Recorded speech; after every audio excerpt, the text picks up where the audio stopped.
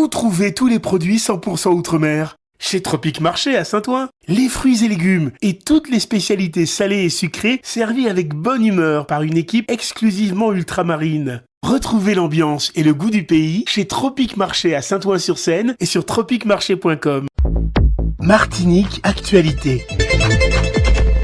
On s'en rappelle, en novembre 2020, de fortes pluies avaient provoqué des glissements de terrain et avaient endommagé des maisons dans plusieurs quartiers de Sainte-Marie. Des études ont été réalisées pour mettre hors de danger les résidents, mais depuis, rien n'a été fait, ce qui provoque une légitime colère chez ces derniers. Une réunion se tient ce soir, jeudi 29 juin, avec les autorités pour savoir où on en est précisément. Demain, vendredi 30 juin, va se tenir un symposium sur les sargasses. Une doctorante en chimie, étudiante à l'université de Martinique, a démontré scientifiquement ce que l'on savait déjà empiriquement.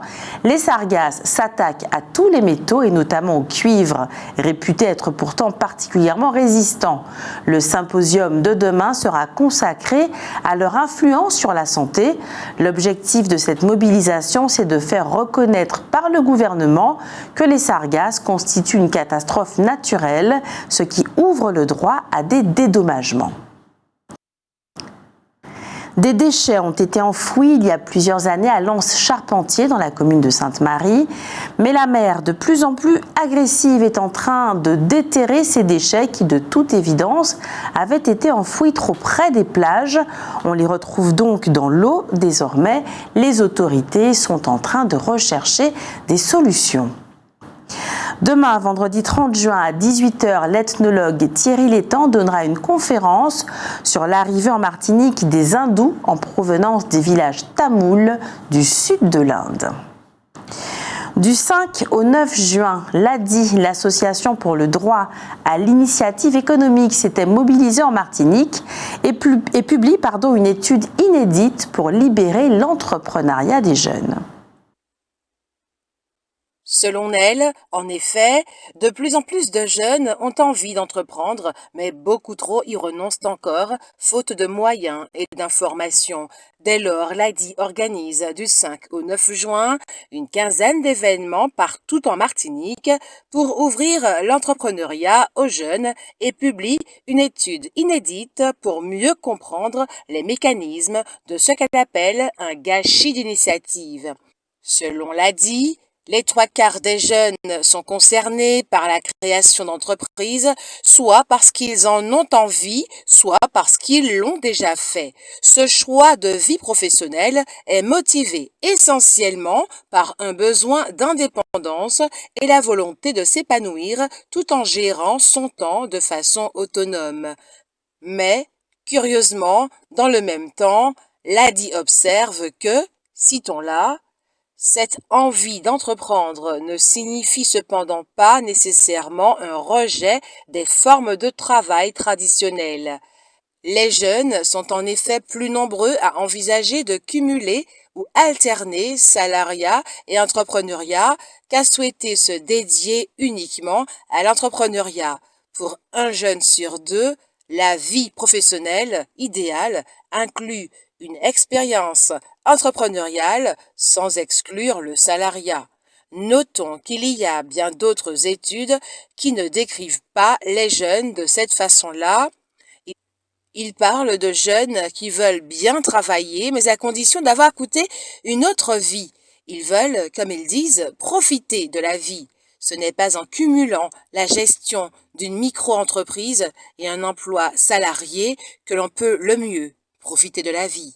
Le député Marcelin Nadeau organise un séminaire d'écologie décoloniale, pour reprendre ses termes, vendredi et samedi. Vendredi, des rencontres auront lieu à Sainte-Anne, puis au Lamentin, notamment une réunion à l'hôtel de ville du Lamentin à 18h30. Samedi, le 1er juillet, des tables rondes et des conférences auront lieu au Prêcheur, à la salle Félix Grelet, de 9h à 20h.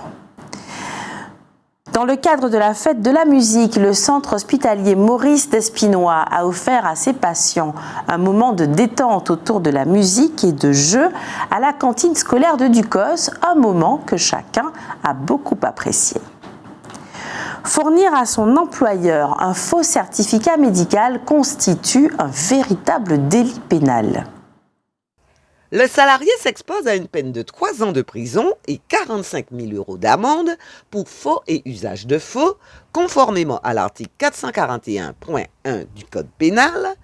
En cas de fraude avérée, les fraudeurs peuvent être tenus de verser des dommages et intérêts à leur employeur et à la Caisse nationale de l'assurance maladie si ces derniers ont continué à verser un salaire au salarié pendant son arrêt de travail frauduleux. De plus, le salarié s'expose à des sanctions disciplinaires au sein de son entreprise, allant du simple blâme jusqu'au licenciement pour faute grave. Le gouvernement a accédé aux souhaits des élus de Martinique et notamment de Didier Laguerre, le maire de Fort-de-France, de faire revenir en Martinique un escadron de gendarmes mobiles. Mais au lieu de rester 6 mois comme précédemment, il ne restera qu'1 mois à compter de demain, vendredi 30 juin. On le sait, le président de la République, Emmanuel Macron, a estimé que les vacances scolaires étaient trop longues. Les syndicats enseignants ont immédiatement fait savoir qu'il n'est pas question de toucher à quoi que ce soit au niveau des vacances scolaires sans concertation préalable avec eux. L'homme impliqué dans le double meurtre de Dillon est un Saint-Lucien né en 1994.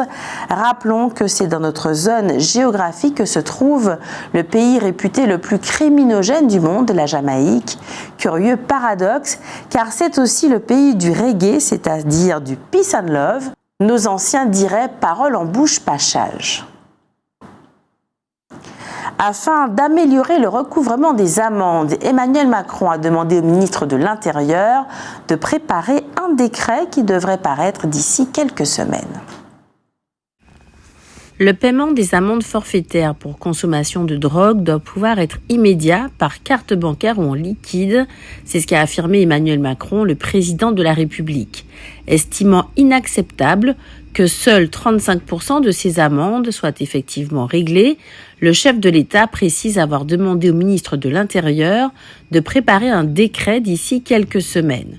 On a d'ores et déjà commencé à équiper les agents de 5000 terminaux de paiement pour être encore plus efficaces.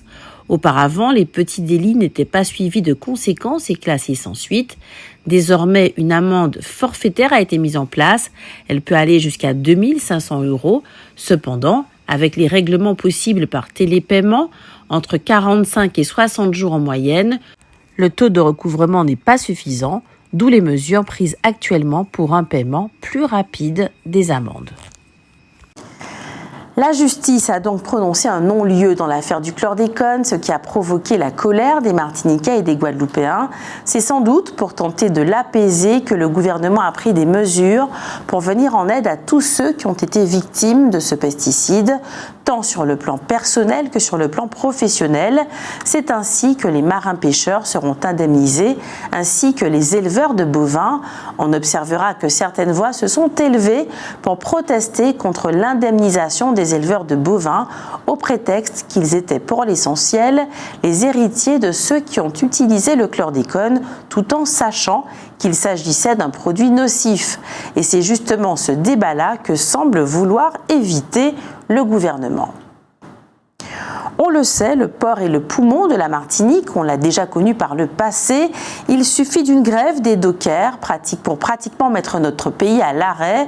Contrôler le porc est donc un enjeu politique non négligeable, même si aucun des protagonistes actuels n'en parle.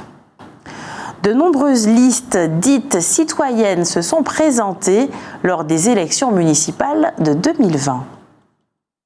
La dénomination liste citoyenne et participative est apparue avec les élections municipales de 2020. À peu près 20% des 116 listes martiniquaises s'en revendiquaient. La liste citoyenne inclut des citoyens n'appartenant pas au monde politique. L'idée est d'échapper aux influences politiques en représentant réellement la population. Pour autant, ces listes peuvent contenir des personnes encartées de divers partis, à condition qu'elles ne soient pas majoritaires et qu'elles ne figurent pas dans les 3 premiers de la liste.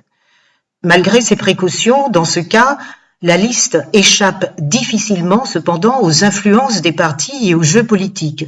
Ce type de liste est en effet constitué avant tout dans le but de battre un parti ou une coalition adverse, et les citoyens qui y sont risquent de servir de faire valoir aux yeux du peuple.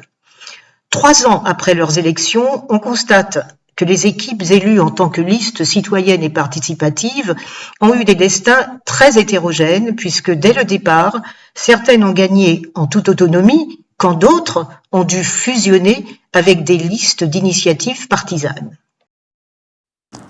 Les équipes issues de listes réellement citoyennes cherchent à combler le fossé qui s'est creusé peu à peu entre les représentants et les représentés, notamment ceux des couches populaires. Ces équipes ont donc commencé par transformer les modes de gouvernance interne. Avant d'aller à la rencontre des habitants de la cité, elles ont souhaité tendre vers plus de collégialité au sein de l'équipe municipale. Pour ce faire, elles ont souvent élargi l'exécutif au-delà du maire et de ses adjoints. Les décisions se prennent beaucoup moins souvent dans le bureau ou lors des conseils municipaux, mais plutôt au cours de commissions pluralistes ouvertes aux acteurs associatifs volontaires, à des collectifs citoyens préexistants ayant l'habitude d'interpeller les élus, ainsi parfois qu'à des habitants tirés au sort. Certaines communes ont, elles, préféré adapter les conseils de quartiers existants. Mais toutes cherchent à échapper à l'instrumentalisation de la participation citoyenne à des seules fins de communication ou de popularité. Mais beaucoup se rendent compte qu'il ne suffit pas de convoquer les citoyens pour qu'ils se mobilisent et que l'arrivée de nouveaux élus ne recrée pas automatiquement de la confiance. Par ailleurs, les mêmes méthodes ne donnent pas un résultat identique partout. Le degré de politisation des habitants, la culture et l'histoire politique du territoire diffèrent. Il faut donc éviter de retomber, sous couvert de démocratie délibérative ou directe, dans les travers de la participation descendante. Toutes ces réalités ont probablement retardé, pour certains, leurs ambitions en termes de justice sociale et de transition écologique. L'agence Qualité Construction et ses partenaires ont organisé une conférence de presse pour lancer les assises de la construction durable en Outre-mer. Elles auront lieu à Paris.